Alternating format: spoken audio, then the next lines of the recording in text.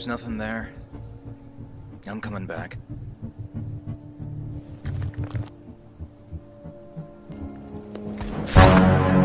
Halo Rebahaners, dimanapun kalian berada, bagaimana kabarnya? Gimana? Masih suka nyabutin pinggiran koreng? Hehehe. Sebuah film beradrenalin berjudul Sniper The White Raven akan menceritakan tentang seorang guru yang awalnya lemah dan cinta damai, seketika berubah menjadi sosok penembak jitu yang sangat jago berkat motivasinya untuk membalaskan dendam kematian sang istri, yang pastinya jenis cerita seperti ini banyak sekali disukai oleh teman-teman semua, sehingga langsung saja pasang handsfree, semitriskan pulsa serbahan, kencangkan celana dalam, selamat menonton dan cekicrot.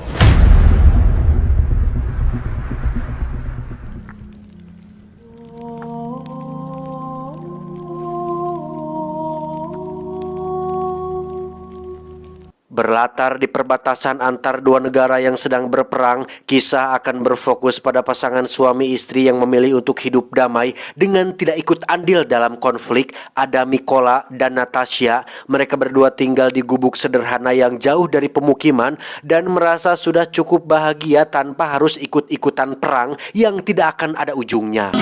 Dia adalah seorang guru matematika yang setiap hari berangkat mengajar menggunakan sepeda tuanya, sedangkan Natasha sendiri mengurusi rumah sambil sesekali melukis dan membuat karya seni sesuai dengan hobi dan bakatnya.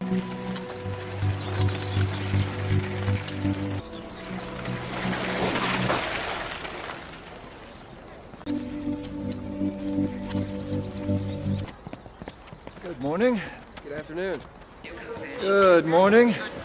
Series of bloody clashes with the Burkett Special Police saw the killing of over They've even got 100 snipers. protesters. Velocity is calculated by the formula V. Saat mengajar, tak jarang Mikola mendapat perlakuan tidak menyenangkan dari muridnya akibat dirinya yang berasal dari negara sebelah, alias musuh dari negara ini, di mana Mikola yang sabar dan tak suka kekerasan pun memilih untuk diam ketika diperlakukan seperti itu oleh muridnya sendiri. We both know. You don't belong here. Dengan konflik yang sedang terjadi dan berbagai perlakuan yang tidak menyenangkan, Mikola nyatanya selalu merasa bahagia karena ketika pulang ke rumah selalu ada istri yang menunggu untuk digauli, dan itu cukup membuat hari-harinya menjadi lebih berarti dan berkeringat.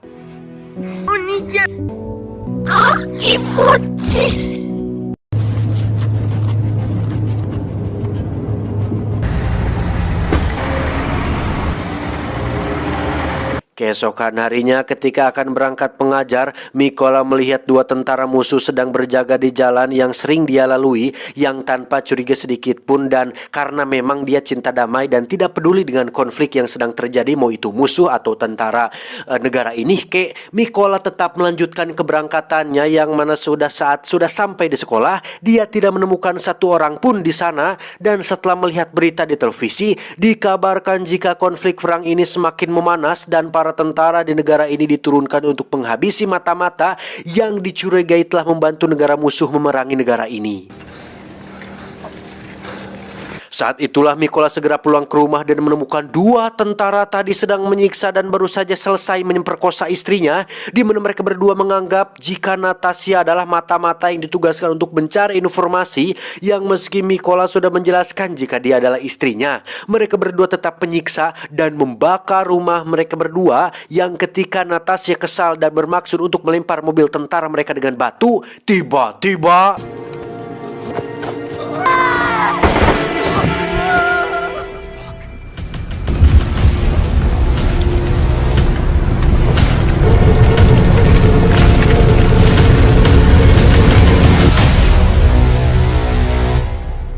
siang harinya, Mikola ditemukan dua tentara negara ini tengah tertidur tepat di samping jasad istrinya, di mana kedua tentara yang baik hati ini pun menggali tanah untuk menguburkan jasad Natasha, sedangkan Mikola sendiri nampak masih sangat terpukul dengan kepergian sang istri tercinta, yang di tengah puing-puing reruntuhan rumahnya, Mikola menemukan satu patung kayu buatan istrinya untuk dibawa dan disimpan sebagai kenangan-kenangan terakhir mendiang sang istri tercintanya.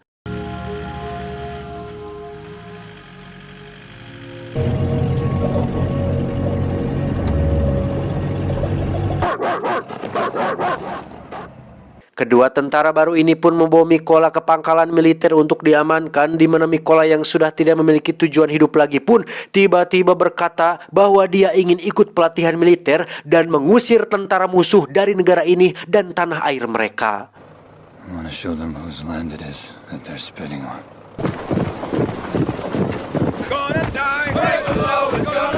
Pada awalnya Mikola mendapat kesulitan dalam berbagai jenis latihan karena ya wajar saja sebagai seorang guru matematika yang cinta damai, anti kekerasan, dan tidak pernah latihan fisik, hal ini cukup sulit baginya. Tetapi dengan motivasi yang kuat dan timing yang tepat, tak butuh waktu lama bagi Mikola untuk bisa menjadi sosok baru, bahkan lebih unggul dari semua kandidat atau relawan yang ada.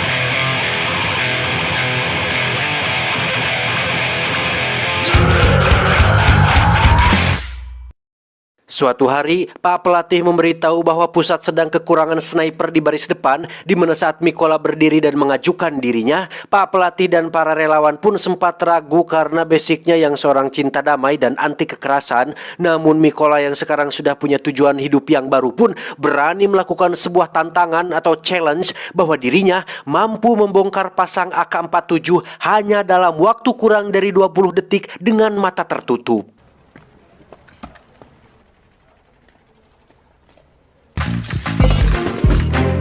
In 18 seconds! Dan ya, Mikola yang sekarang punya nama baru yakni Raven pun berhasil melakukannya dalam waktu hanya 18 detik saja, di mana Bapak Kapten yang menyaksikan ini pun melihat sebuah potensi besar pada diri Raven alias Mikola untuk bisa menjadi seorang prajurit tangguh yang tak terkalahkan. Your stuff inside the... Singkat cerita, Raven dan beberapa relawan terpilih pun dipindahkan ke tempat pelatihan khusus sniper, di mana mereka semua diberikan senapan berjenis SVD atau senapan runduk Dragunov, dan hanya Ravenlah satu-satunya relawan yang diberikan senapan berbeda, yaitu senapan biasa yang sudah tua, yang hal ini sengaja dilakukan karena Raven tidak punya basic militer dan masih baru dalam dunia kemiliteran. Meski diperlakukan berbeda dan selalu mendapat perlakuan tak sama, Raven menunjukkan mental dan tekad kuatnya ketika dia tidak bergeming sedikit pun ketika instruktur menembak tepat di samping tubuh para relawan, yang hal ini merupakan sebagian dari pelatihan sniper bahwa aturan dasar seorang sniper adalah tetap tak terlihat dalam keadaan apapun.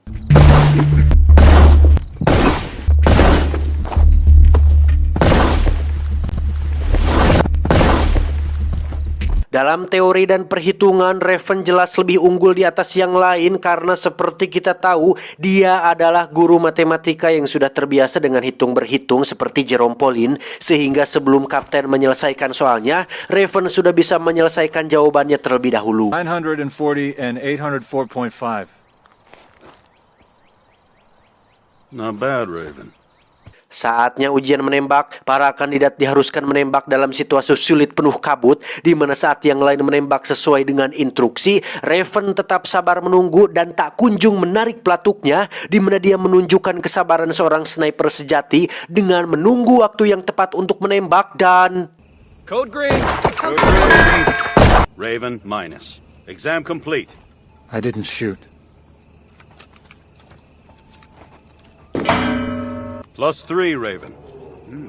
Raven akhirnya resmi diterima di kompi pertama sebagai sniper utama di baris pertama atau di baris depan, yang saat itu juga langsung dikirim dalam misi pembersihan tentara penjaga bersama kaptennya sendiri, di mana Raven dan tim harus membersihkan area tersebut supaya jalur warga sipil bersih dari tentara musuh yang berjaga.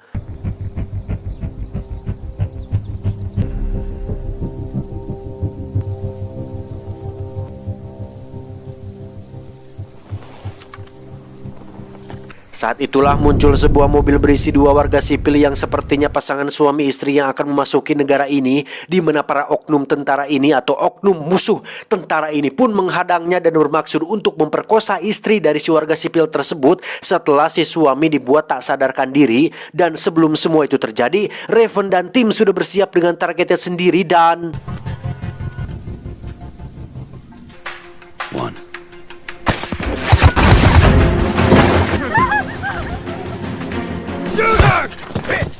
Congratulations on your first mission.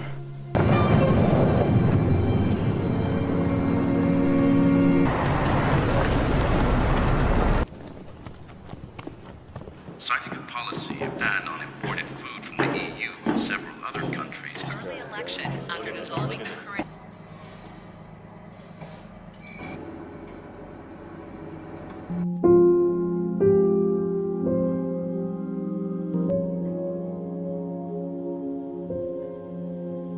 Di sisi lain, lebih tepatnya di area musuh, kita akan melihat 2 sniper pihak Raven tengah merangkak perlahan di bawah terik sinar matahari, di mana tanpa sadar mereka berdua sedang diawasi oleh sniper musuh yang katanya terkenal sangat mematikan bernama Sam. Kita panggil saja Samsul. Ini bebenguknya yang rupanya sudah berjam-jam mengawasi dengan sabar mereka berdua dan sudah siap untuk menembak. Namun sebelum itu, Samsul merekam aksinya menggunakan alat perekam untuk sebagai kebanggaan atas kemampuannya yang hebat tersebut.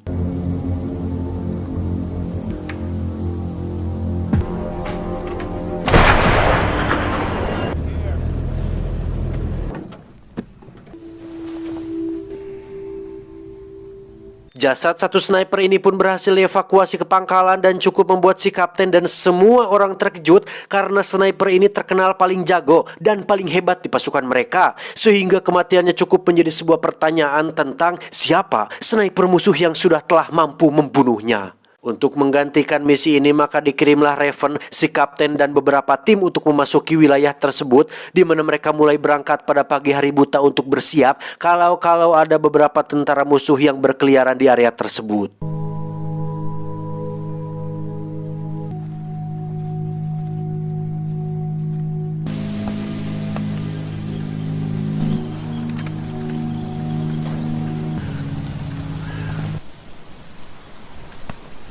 Plus.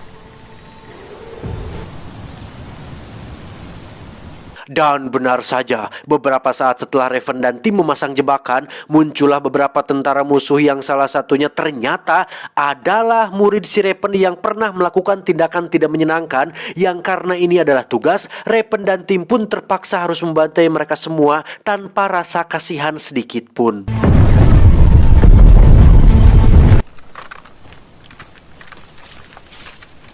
Who's Ivan? My former student from Horlivka.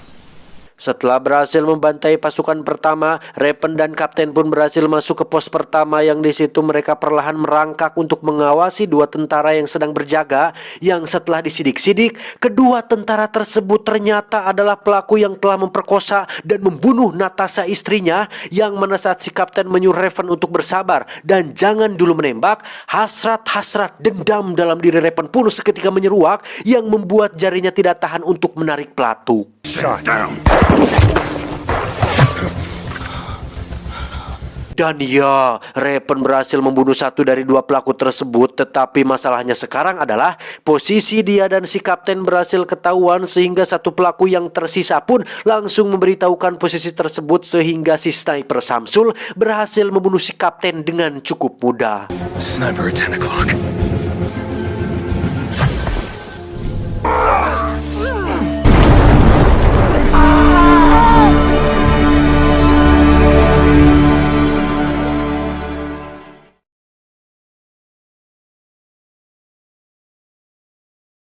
Kematian si kapten jelas membuat Raven semakin terpukul setelah kehilangan sang istri tercinta. Kini orang terdekatnya pun harus meninggalkan dia, di mana Raven nekat melakukan misi sendirian untuk menumbangkan 2 sniper musuh di wilayah mereka, yang posisi tersebut cukup menyulitkan karena kedua sniper musuh sudah standby di posisinya masing-masing. Yang satu berada di dalam gedung kosong, yang satu lagi berkamuflase menjadi tumpukan sampah. Dan entah bagaimana caranya, Raven terlihat sudah berada di antara alang-alang sejak berjam berjam-jam lebih dulu dari mereka berdua, sehingga ketika si sniper sampah bergerak mundur karena hayang gagaro pengpelangan, Raven pun langsung menembaknya saat itu juga dan...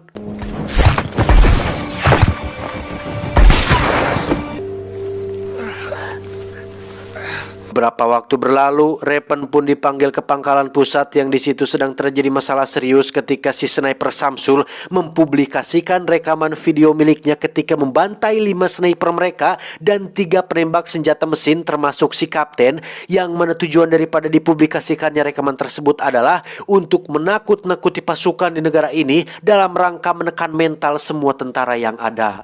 He publishes his videos to demoralize us. Berlokasi di sebuah pabrik kimia, Raven dan tim akan melakukan misi untuk membinasakan si sniper Samsul.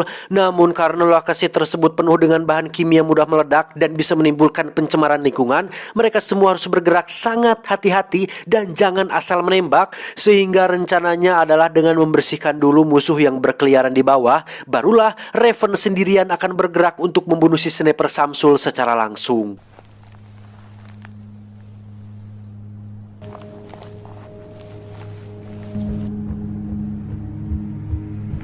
In position.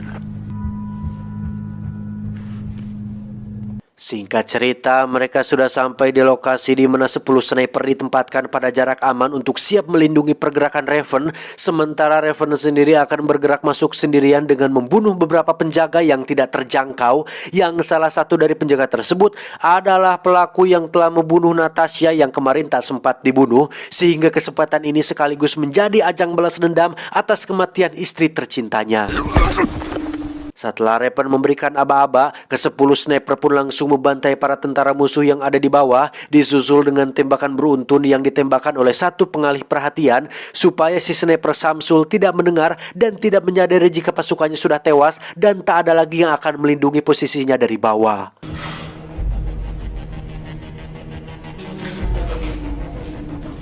Perlahan, Raven pun mulai memasuki gedung pabrik kimia tersebut di mana Samsul menyuruh satu rekan snipernya bernama Alex, ini bebangusnya, untuk menghubungi para pasukan pelindung di bawah yang ketika mereka tidak membalas panggilan, Alex pun bangun dari posisinya untuk memeriksa ke bagian bawah. Saat itulah Raven diam-diam mendekati posisi paranting gadapang si Alex dengan senapan yang masih ada di tempatnya, di mana Raven meletakkan sebuah granat tepat di titik tersebut untuk membunuh si sniper Alex saat dia kembali nanti. Sementara itu, Samsul yang mulai khawatir dengan pasukannya pun memutuskan untuk bangun juga dari posisinya, di mana dia pergi ke atap gedung dan menemukan satu snipernya sudah tewas, sehingga dia mulai menyadari akan keberadaan pasukan yang sedang mengawasinya saat ini.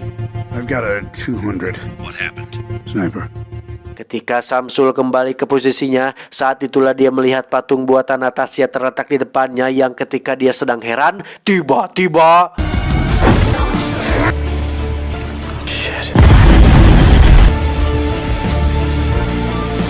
Setelah Samsul dan pasukannya tewas, Raven langsung mengambil alih senapan milik Samsul untuk bersiap menyambut kedatangan pasukan bantuan, di mana saat Raven sudah menembak kapten mereka, ke-10 sniper yang berada di posisinya pun langsung memborbardir pasukan ini dan berhasil membantai mereka semua dengan cepat.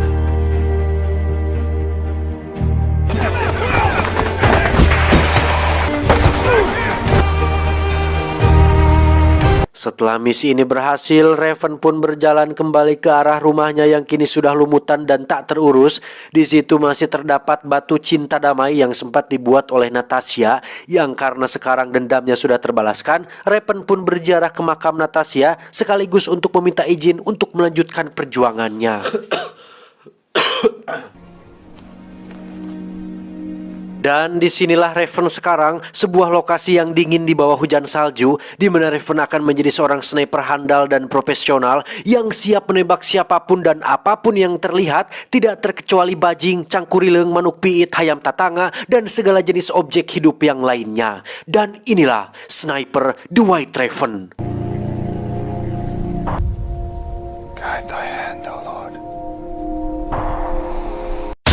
Amat ending yang cukup mengrevenkan. Pesan yang bisa kita ambil dari film ini adalah perang adalah permainan yang bisa dimainkan dengan senyum di wajah, tetapi tidak akan ada tawa di hati. Perang tidak pernah menjadi solusi abadi untuk masalah apapun. Ingat wahai para pemimpin, tentara sejati bertarung bukan karena dia membenci apa yang ada di depannya, tetapi karena dia mencintai apa yang ada di belakangnya.